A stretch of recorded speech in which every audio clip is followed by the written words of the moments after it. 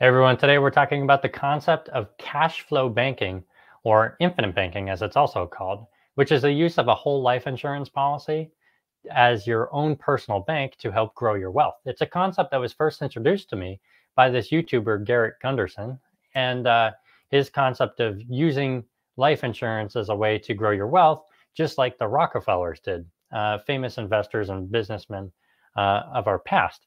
So I'm going to take a deep dive into it, and I'm going to explain to you how this concept works and whether I believe this is the best method compared to some of the other opportunity costs. And it's such an interesting concept that to this day, I still get people asking me whether I think it's a viable way to build your wealth or not. And in the past, it's been something that I haven't wanted to dive into just because life insurance has been kind of fuzzy for me, and because I was more interested in other things like businesses and stocks and stuff like this. But today we're going to take a deep dive look into it. I'm going to explain how it works and hopefully show you what I think is the best way for you to grow your wealth and still be protected. So let's dive into this Excel sheet, which I have linked in the description for you to comb through and check the variables and see if my math is correct, which I should mention now, I'm human and I will make mistakes, I'm sure. If you check the description, there will be any corrections that I try to keep track of, as well as any of the resources I mentioned in this video. And if the description fills up because I'm a terrible human being, then the comment section will be my spillover. So make sure to check those too. But let's dive into this Excel sheet and we'll talk about the opportunity costs of life insurance, infinite banking, and cash flow banking. So really the first one I wanted to look at, the first opportunity or option, is what if you didn't do any kind of life insurance and you just put money into the S&P 500 index and kind of use that as your method of, I guess, inheritance to protect your family and loved ones. And this isn't a perfect baseline because typically you're getting life insurance to hedge in case you die early. And in the case of the S&P 500, there's no hedge against that. So I wouldn't really compare it to the other two options. It was more out of interest to see if maybe these other options had some way of even outperforming the S&P 500 index. So I'm not going to spoil any ending yet, but that's kind of the reason why we're looking at the S&P 500. So let's start here by explaining that imagine someone makes $4,000 in income every single month. And also, they accrue $3,000 of expenses. That leaves us with $1,000 of play money that we can invest in however we want. In this example, we're going to be investing it in the S&P 500. And the other example is we're going to be buying some kind of life insurance. So let's just say for this example, we're taking all $1,000 every single month and putting it into the S&P 500 index. Well, one factor I think we should consider is the fact that every year the S&P 500, if it's in a brokerage account or a non-tax advantage account, is going to accrue some form of taxes because you'll receive dividends. And dividends are going to be taxed typically at ordinary income tax rates. So that's what we're going to assume here. Now, that gets pretty complicated because if you watch the growth of the S&P 500, you'll see that some of it's going to be capital gains and some of it's going to be dividends. And then the dividends make capital gains and the dividends also make more dividends. So it becomes this really intricate tree that you would have to track. So just to keep things extremely conservative, I decided that the S&P 500 is going to make a 7% return, which is fair, I believe. However, to compensate for the fact that we don't know how much is dividends versus capital gains, I've decided that we're going to assume that all of it is all the growth that was made by dividends, or just to keep things simple, is going to be taxed as ordinary income tax, which means when we come to tax time, the first time we're going to be taxed on this money, we have to take that $1,000 and subtract out how much taxes we have to owe to the government for the gains we made in the S&P 500 index for the previous year. So I should mention this now, that all these assumptions that I've made in this Excel sheet are based on, I guess I should say, certain variables that I have assumed. So I kind of took my whole life insurance and my considerations and my best guesses at things to create this spreadsheet for you. And it might not be true to you and your situation. That's why personal finance is just that, personal, right? Everyone's going to have something different. What I want to provide to you with this opportunity cost analysis are the tools for you to consider just in case you're doing the math for yourself or you're having someone else do the math for yourself. And we want to make sure that everything's considered. So the first thing that I think everyone should consider, aside from the 3 options we have, really 4, is that we need to include some kind of factor for the mere fact that the S&P 500 will be taxed. So if you're watching someone else do the math, or if you're not, or if you're doing the math and you're not considering taxes, I highly think that we should be considering that. Now, I'm not perfect and I might be missing factors, but I do want to create a list so that way we can kind of push the envelope and just make the industry even better for considering more factors when they do an opportunity cost analysis. But I think I've labored the point long enough. So we're going to jump ahead to the next 10 years here where another development happens. Well, in order to do an opportunity cost analysis, which we have to purchase a car. And the reason for that is kind of simple. The whole life insurance kind of cash flow infinite banking concept revolves on the fact that you can use your life insurance as a bank to borrow from. Now, in order to figure out the value of that, we have to assume that there's a reason you want to borrow money. And for this opportunity cost analysis, I've assumed that every 10 years, you're going to be purchasing a car. And the car, every single time you go to purchase it, is going to be worth $10,000. And you're going to finance that. And depending on which opportunity we're kind of following through, we're going to handle that differently. That brings up another consideration that we have to make, and that is inflation might affect these numbers. I have not included any kind of factorization for inflation, and that's because I don't think it changed the overall conclusions. But that is something you might want to consider as you do these numbers. So that's something that can be improved in this model moving forward, but I'm not going to include it here. Just something I want you to keep in mind. So let's just say year 10. Well, actually, let's just say when we first started out at the age of 26, we already had a car and it was already paid off. Like as a graduation gift, we received the car just to keep everything kind of on a baseline. But 10 years goes by of this life insurance opportunity cost option, or this inheritance kind of opportunity cost planning that we're doing. And we need to buy a car. So we're going to purchase a car that's worth $10,000. And we're going to do it through financing. So we're going to pay interest and principal for this car every single month for 5 years. So we buy a car every 10 years, we pay it off every 5 years. So as you can see, it's year 10, we purchased a car. And on year 15, we made our last payment the month before, and we've completely paid off the car. Now, look what happens when we have these car payments. We had $4,000 in income, $3,000 in expenses, which left us with $1,000, but we have to make payments on the car, which means less of it's going into the S&P 500. However, once we have the car paid off, we have the $1,000 and we can keep investing. The same pattern will continue for a time until we turn the age of 95. Now, in the case of this opportunity, how much we pass on to our heirs is going to be directly correlated to how much we've built up in the S&P 500 index fund. So we'll say $8.5 million. Okay, so that's kind of how opportunity one works. Now let's jump over to whole life insurance and the concept of cash flow banking and infinite banking. Okay, so in this instance, we have the same $4,000 of income and $3,000 of expenses, except now we have to pay a premium for our whole life insurance that we're going to be purchasing. So I know life insurance is pretty complicated, at least for me it was.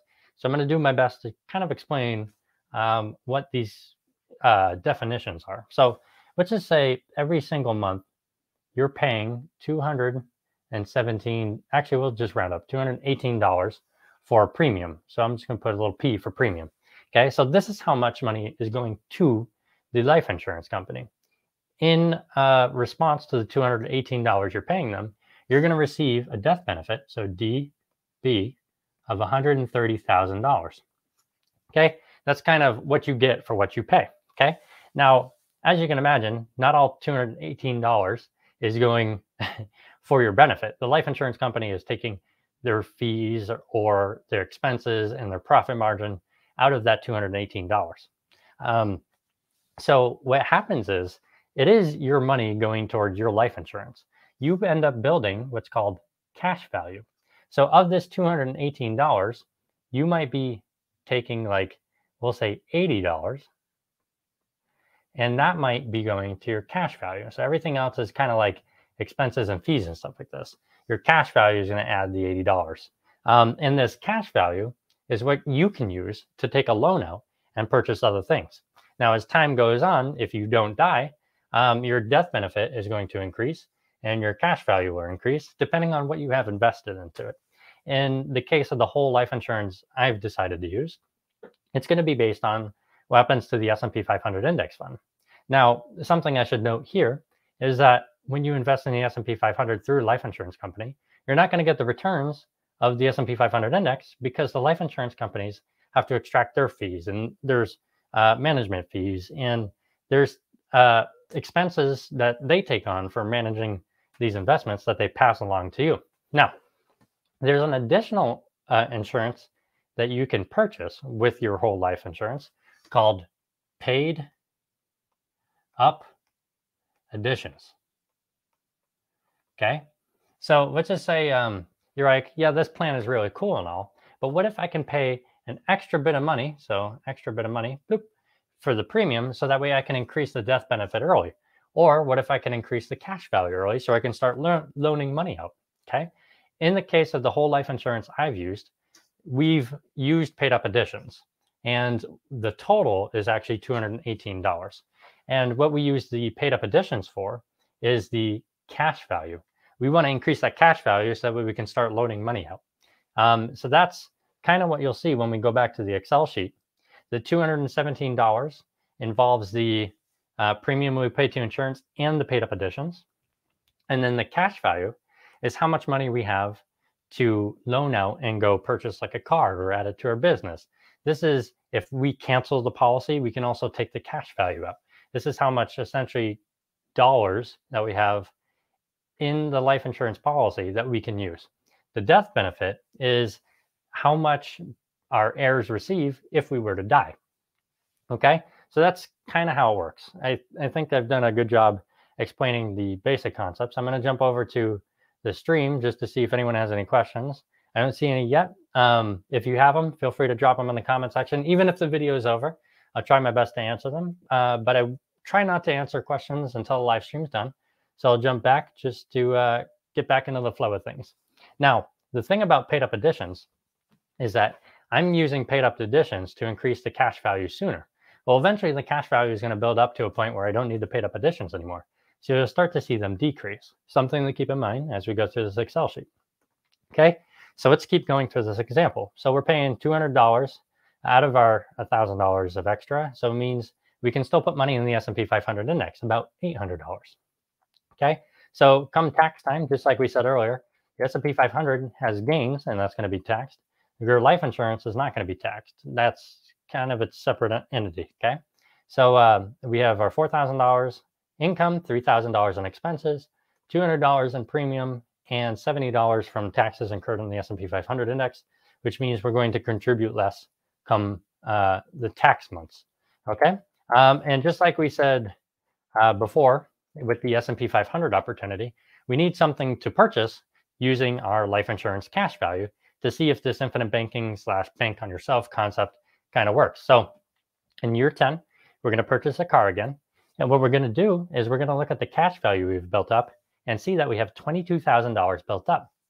Now, we're going to take a $10,000 loan out with our life insurance. It's actually this month, meaning that we have less in cash value, but we have debt outstanding.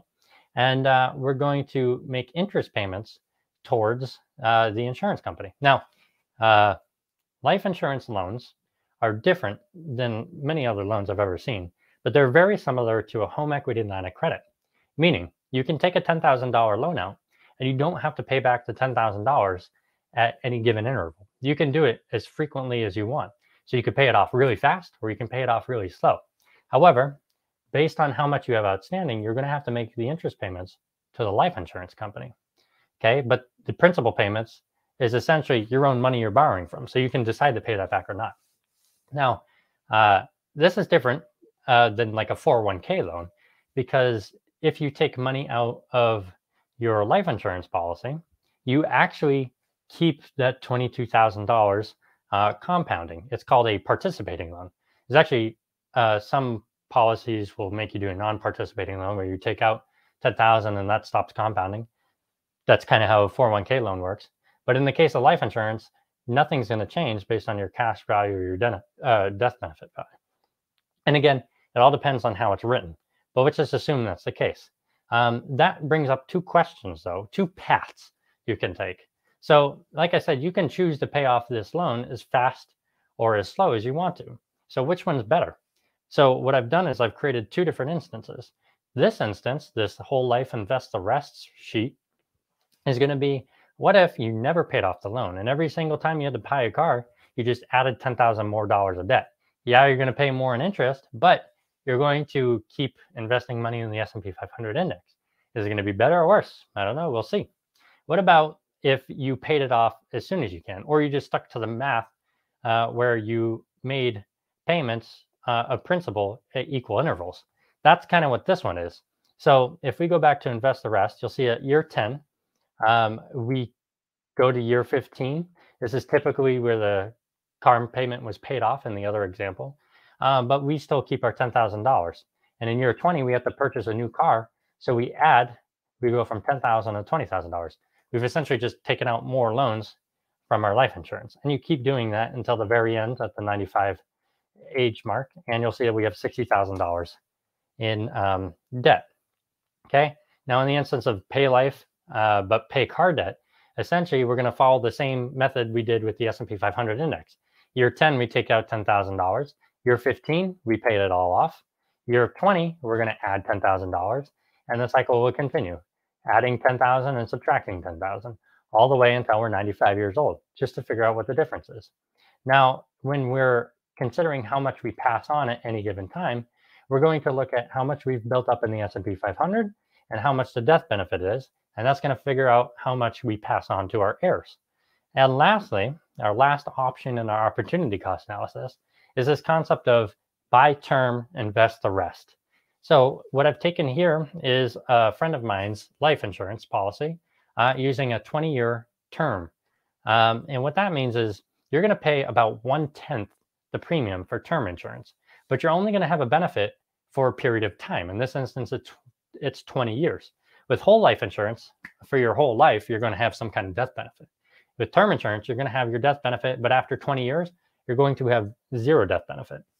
Now, you can take on additional term insurance after 20 years is over, but typically you're going to be in poorer health and you might not get as great a policy. The concept of the 20-year term life insurance is that you're going to use this term insurance to build up more in the S&P 500 index. And by the time 20 years is over, you should have a comforting nest egg in the S&P 500 or some business venture or some real estate or something like this. So that way you don't have to have life insurance. You can pass that along instead. So we're going to figure out what's the best. Just investing in the S&P 500, no life insurance. Whole life insurance and either paying off the car debt as soon as you can or slow as you can, or this term insurance. So when we look at term insurance, before I give you the final conclusion, you'll see that the premium is 1/10, which means more goes in the S&P 500. Come tax time, we're still considering taxes on the growth we made in the S&P 500 index. And every 10 years, we're purchasing a car.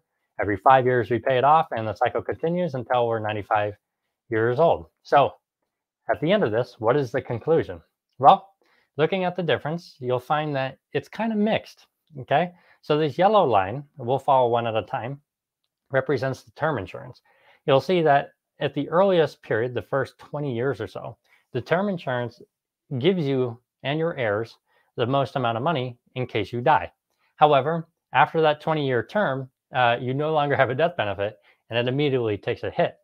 And you'll see at that time, these, it's kind of hard to see, but it's a gray and orange line represents the whole life insurance. And you can read the caption here, the legend here. You'll see that the whole life insurance takes over as the best option from about year 20 to about, 20 years after having insurance to about year 50 of having insurance. And I made this little zoom in so you can kind of see that there are two pivot points, the 20-year mark and the 50-year mark, where you start to notice that the whole life insurance was the best thing for you, and then it pivots to being the worst thing for you. So essentially what I found through doing an opportunity cost in this way of S&P 500 index, whole life insurance, and term life insurance is that it's kind of a gamble on when you think you're going to die. So if we think we're never going to die until we're 95 years old, or I guess I should say until 50 years of having insurance or better, the best mathematical thing for you is the S&P 500 index, which is the blue line, which is on top. Now, I don't think that's a safe measure for deciding, essentially the whole concept of life insurance bases around the fact of we want to protect our heirs in case we die early. So, having the worst option for us earliest on doesn't make a lot of sense to me. So instead, I'm going to kind of rule that one out. Now, going back to whole life insurance, it seems like between 20 years of having life insurance and about 50 years of having life insurance, this whole life concept, this cash flow infinite banking concept, is actually the best method for you in terms of providing the most amount of value for your heirs in case you die under the circumstances I've assumed, which again, you can see the variables and the assumptions I made in the spreadsheet. And it might be different depending on your situation. For example, you can add considerations for like buying a house rather than a car. I've also assumed the paid up additions that I have, which add to the cash value, but yours might add to the death benefit. So there's a lot of different ways you can go about this. So essentially my conclusion is you have to decide either when you think you'll die or what you want to protect your family from. If you want to protect from an early death, it almost seems like term and invest the rest makes the most amount of sense. If you think you're going to have kind of like a mid-stage death, or you want to protect from that, I should say, then it seems like whole life insurance, whether you want to take out as much loans as you can and never pay it off, or if you want to pay off the debt as soon as you can, are kind of equally valuable. It seems like it switches. And the first half of that 30-year period, it seems as if the whole life, but pay off debt as soon as you can is the best option. But then it switches. Actually, it remains the same the entire time. I'm sorry. Yeah, it seems like for whole life insurance, you want to pay off the debt as soon as you can, because the gray line is always ahead of the orange line. And the orange line is invest the rest and always keep more and more debt. It seems like that's kind of the worst option for you. It seems like if you take out a whole life insurance loan, you want to pay that off as soon as possible. It's kind of the general conclusion I've come up with. And lastly, if you think you would die 50 years or more from the point of first having insurance, then it seems like term life insurance, the yellow line, is going to provide the most amount of value. By looking at this chart and assuming my own conclusion under my circumstances, it seems to me the best thing for my situation would be term life insurance, because it seems like I'm protected the most earlier on, and in case I don't die, I'm protected later on with more value. I'm not so much concerned about the middle portion here because I should have enough saved up, or maybe I might not want to. Again, that's very complicated, and I might have to run more numbers and stuff like this. But essentially, this is the conclusion I got. It depends on your own situation and what you want to protect from. So I hope that was interesting to you, and I hope I kind of broke down the infinite banking, cash flow banking concept in an easy to explain way, which is pretty hard to ask, I think.